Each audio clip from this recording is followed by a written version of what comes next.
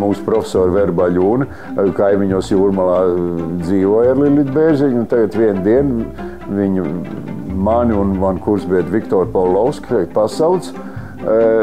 Mazie lielā mākslinieca Lilita Bērziņa tagad pārceļas uz Jūrmalu, es viņu ar savu Volgu vedīšu, jums ir jāatbrauc man līdzi, mēs aizbrauksim tur uz to Stučkas ielu, un mēs paņemsim Lilitas Bērziņas šujmašīnu, jums ir jānones lejā, jāieliek tai Volgā.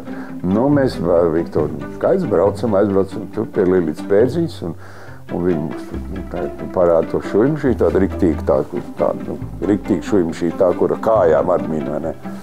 Un tagad, kur jūs jaunie cilvēki, ko jūs nesīsiet, kāpsim liftā. Un kāpsim liftā.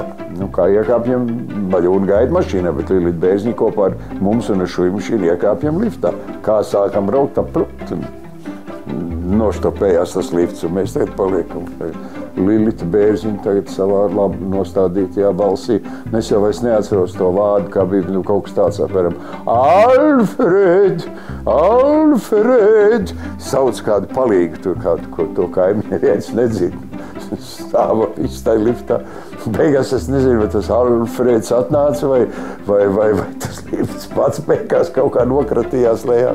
Bet laimīgi ārā mēs tikām iecēlām bagažniekā to šujmašīnu, un tā viņas abas divas aizbrauc uz Jūrmalu.